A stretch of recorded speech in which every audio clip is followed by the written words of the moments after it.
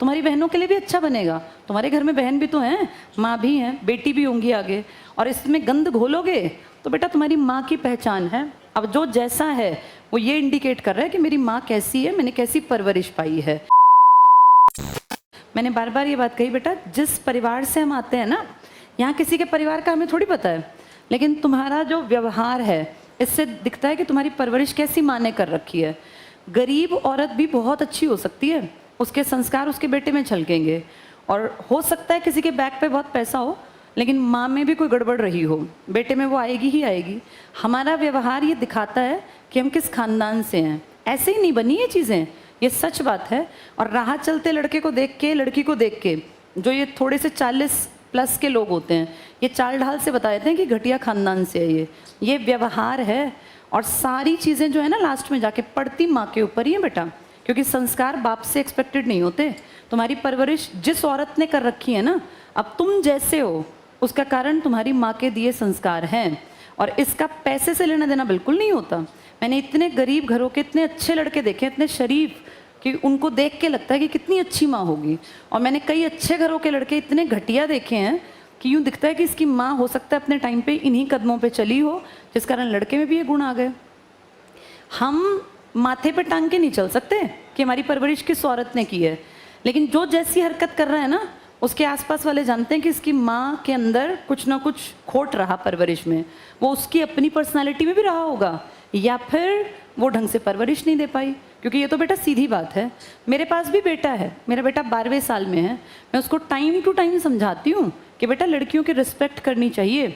जैसे 12 साल में ना बच्चे जिस सर्कल में उठते बैठते हैं वो मजाक उड़ाने लगते हैं कि लड़कियां ऐसी होती हैं वैसी, तो उसको जानते हो मैं क्या कहती हूँ कि बेटा मैं भी तो लड़की थी, वो मुझे बहुत प्यार करता है। हर लड़का अपनी माँ को बहुत प्यार करता है, तो उसको मैं ये उसके मन पे ये छाप पड़े कि मैं किसी लड़की के ऊपर हंसूंगा तो मेरी माँ भी कभी लड़की थी। फिर मैंने कहा तेरी सिस्टर भी तो लड़की है ना, जो तू करेगा वो ऐसा तेरी सिस्टर के प्रति भी कोई सोचेगा। अगर तू गलत बात सोच रहा है या तू गलत काम कर रहा है तो उसके मन में ये छाप मैं चाहती हूँ बचपन से रहे, ताकि वो बड़ा होके जब वो 18 का, 17 का, 16 का हो तो वो गलत रास्ते पे जाने से पहले सोचे कि वो मुझे अगर प्यार करता है कि मेरी माँ ने मुझे क्या सीख दी थी।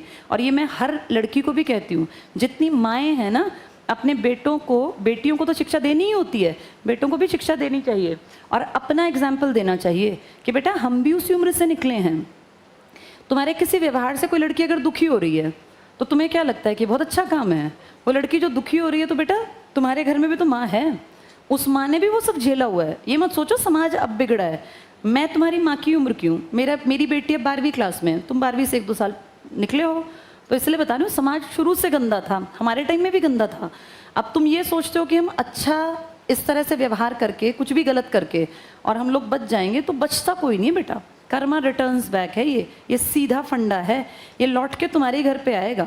और तुम्हारी पहचान तुम्हारी अकेले की नहीं है, तुम उस माँ के संस्कार साथ लेके आते हो। अब जिसकी माँ जैसी है उसका व्यवहार वैसा होगा। अगर माँ में खोट है, माँ की परवरिश में खोट है, माँ के व्यवहार में, चाल चलन में कभी खोट रहा है तो लड़का बिगड़ेगा ही बिगड़ेगा, उसको कोई सुधार नहीं पाएगा। ये सोच के काम किया करो कि ये इंडिकेशन मेरी माँ का है। अब जो भी क्लास में जो भी कर रहा था ना, वो सोच के देखो क्या कर रहा था। अगर किसी को तुम्हारे व्यवहार से, किसी भी लड़की को, बात इस लड़की की नहीं है, ये बात एक ज़माने में मेरी भी थी, एक ज़माने में तुम्हारी माँ की भी थी, आगे जाके कल को तुम में से बहुतों की बेटियां भी तो होंगी, ये उनकी भी है। हम समाज को अगर अच्छा बनाएंगे ना बेटा, तो ये सबके लिए अच्छा बनेगा, तुम्हारी बहनों के लिए भी अच्छा बनेगा।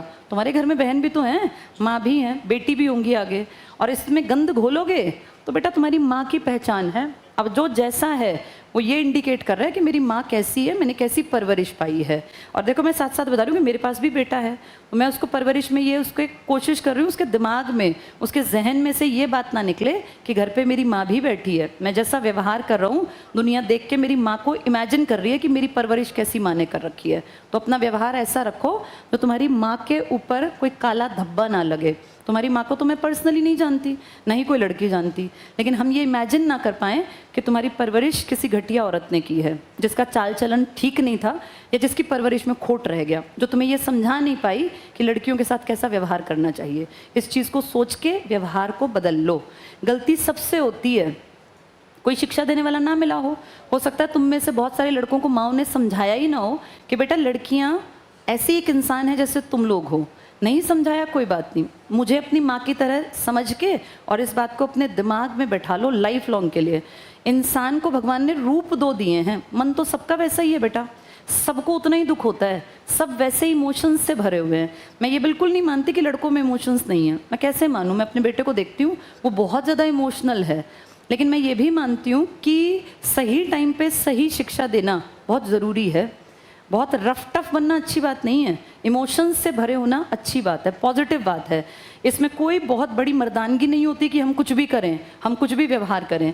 बड़ी बात ये होती है कि हम समाज में एक इमोशनल इंसान की तरह दूसरे को भी उतना ही महत्व दें जितना अपना मानते हैं, और किसी भी तरह का ऐसी हरकत, ऐसा व्यवहार ना करें जिससे किसी भी जेंडर को, चाहे वो लड़कियाँ हों चाहे लड़के हों, भाई गलत फील हो। किसी को अगर टोकना पड़ रहा है, सोचो उसने कितना फील किया होगा जो उसको भरी क्लास में बोलना पड़ा, क्यों बोलना पड़ा। ये कहीं ना कहीं तुम्हारी परवरिश का खोट नज़र आ गया। अपने आप को अभी भी सुधार लो, अभी बात है छोटी, कल को अगर ये कोई बड़ी बात बन जाएगी तो यही माँ बाप जिसको तुम बहुत प्यार करते हो, इनको थाने के चक्कर भी काटने पड़ेंगे और गिड़गिड़ाना भी पड़ेगा, पैरों में भी लेटना पड़ेगा, रोना भी पड़ेगा। उस हद तक अपने माँ बाप की बेइज्जती नहीं करानी चाहिए जो उन्हें जाके थाने में खड़े होकर हाथ जोड़ने पड़े। अच्छे काम करो, नौकरी पे लगो, तुम्हारी माँ किस दिन यहाँ खड़ी हो और उसकी आंखों में आंसू और सारा हॉल उसके लिए तालियां बजा रहा हो, अपनी माँ को वो दिन दिखाने की कोशिश करना, ना कि कोई ये कहे कि इसकी परवरिश कितनी ज़्यादा घटिया है। तो ये तुम्हारे ही हाथ में है बेटा। और करने वाले कौन, तुम में से ही कुछ लोग। तो ऐसी हरकतें नहीं करनी। और अब तक किसी ने नहीं समझाया तो कोई नहीं, अब समझ लो। कभी भी अच्छी चीज़ों को सीखने में लेट नहीं होते। अभी भी तुम कोई ऐसा नहीं कि 50 साल के हो गए, तुम अभी 17, 18, 19, 20, 21, 22 इस उम्र के हो। अपने आप को कभी भी बदला जा सकता है। बहुत ख़राब चरित्र के लोग भी अगर ठान लें तो अच्छे बन सकते हैं। और अभी तो तुम बिल्कुल स्कूल से निकले ही तो हो, अभी तो दुनिया देखी ही नहीं है। किसी दिन गलत चीज़ में फंस गए तो फिर नहीं निकल पाओगे बेटा। फिर वो माँ बाप, तुम्हें शर्म आएगी वहाँ खड़े होके जब वो हाथ पैर जोड़ रहे होंगे और थाने में फिर उनकी बेइज्जती कर रहे होंगे कि क्या शिक्षा दी है। फिर उस माँ के ऊपर घर जाके बाप क्या करेगा, तुम सोच के देखो। वो सीधे ब्लेम हमेशा, तुमने देखा है बुराई का ब्लेम हमेशा माँ पे लगता है, तो सारे घर वाले, परिवार, सारा खानदान, गाँव उस माँ को गालियाँ देगा। आज मेरी बात कड़वी लगेगी पर बेटा मैंने जीवन देख लिया, इसलिए बता रही हूँ। जो तुम सोच भी नहीं पाओगे ऐसे फंस जाओगे। तो इसलिए कोशिश करना गड़बड़ में ना फंसो। अभी पीछे ना कई महीने पहले, सर्दियों की बात है, अब तो वो लड़का शायद ओल्ड में होगा, ये पता नहीं आता है कि नहीं आता। उस लड़के ने, हमारी यहीं का कोई लड़का था, वो गन्नौर का था बेसिकली, वो यहाँ आया वो कुछ दिन, तो उसके दिमाग में पता नहीं क्या आया, 2-3 लड़कियाँ थी, अच्छे घर से थी वो लड़की, उसके पिताजी डीएसपी थे यहीं सोनीपत में। तो उसको पता नहीं था लड़के को, उसने सोचा वैसे ही कोई है, कोई वैसे भी हो तो भी ऐसा नहीं करना चाहिए। 3-4 दिन वो लड़की जिस टाइम जाती उसके पीछे पीछे जाता। 3-4 दिन बाद वो लड़की स्कूटी पे जाती थी, तो अपने किसी दोस्त के साथ बाइक पे उसके पीछे पीछे, और बाइक पे कुछ ऐसी उसने कुछ उल्टी सीधी बात कही होगी। वो लड़की अच्छे घर की थी और आजकल सबके बाप और भाई कहते हैं बेटा कोई भी दिक्कत हो बता देना, पहले पढ़ाई छुड़वाता, कोई नहीं छुड़वाता पढ़ाई, और वहीं पहुंचते हैं। अगले दिन 3-4 दिन बाद उस लड़की के फादर अपनी पूरी यूनिफॉर्म में, डीएसपी का मतलब जानते हो, HCS अधिकारी, 50 साल का, कितने लिंक होंगे उसके कहाँ कहाँ। और उसका भाई था बेटा बॉडी बिल्डर, 6 फुट 3 इंच की उसकी हाइट और पूरा हट्टा कट्टा। वो नीचे ऑफिस में आ गए, आके उन्होंने कहा कि भाई कौन है ये लड़का, ये वो। तो उसके लड़का था गुस्से में, उसका भाई बहुत भाई जवान था, 20-22 साल का होगा। उसके पिताजी ने दुनिया देख रखी थी, वो जानते थे कि कोई बेवकूफ़ होगा, तो उन्होंने बड़ी शांति से बात की ऑफिस में ही। फिर बाद में उस लड़के ने कहा कि उस लड़के को बोल देना आज तो हम जा रहे हैं, लेकिन फिर पूरा वापस नहीं जाएगा शरीर उसका। तो फिर परिमल सर को बाद में बताया गया, तो परिमल सर खैर उनसे तो नहीं मिले क्योंकि वो चले गए थे, पर फिर पता चला कि कौन लड़का है। तो उस लड़की को बुलाया, उस लड़की से पूछा, उसने बताया सर ये था। वो लड़का उस दिन तो नहीं आया था, अगले दिन आया। उस लड़के के बेटा होश फाख्ता हो गया जब उसको पता चला कि डीएसपी की ये लड़की थी और इसका भाई तेरा ऐसा कचुम्बर निकालेगा कि तू सोच भी नहीं पाएगा। फिर वो लड़का जो है ना अपने भाई को किसी टीचर के पास पढ़ा था, वो स्कूल में साइंस स्टूडेंट रहा था एक ज़माने में, वो फिर बिगड़ गया, थोड़ा बाहर निकला, हवा लगी। फिर अपने उस टीचर को अपने घर, माँ बाप को तो लाया नहीं, शर्म आई, किस मुंह से बताया कि मैंने ऐसा कांड किया कि मैं फंस गया। तो वो आए, फिर उन्होंने माफ़ी वाफ़ी मांगी। हमने कहा हमसे क्या माफ़ी मांगनी, हमें तो कोई दिक्कत थी नहीं। जिस लड़की के साथ इसने हरकत की कि उसको घर बताना पड़ा, कितनी दुखी होकर उसने घर बताया होगा। उसने सोचा होगा अवॉइड कर दूँ, हर कोई अवॉइड करता है, पर जब पानी सिर पे से गया तो उसने अपने फादर तक पहुँचाई ये बात। फिर उस लड़के का नहीं पता कि वो आया कि नहीं आया, पर तब परिमल सर ने कहा था कि तू बेटा अब 1 महीने तो गायब रहे, उस लड़की की नज़रों में भी मत आ जाना कि तू कौन है, कहाँ है। और उसके बाद मुझे नहीं पता, वो आया, मुझे लगता आना ही आता है, अभी भी ओल्ड में है, सुधर गया।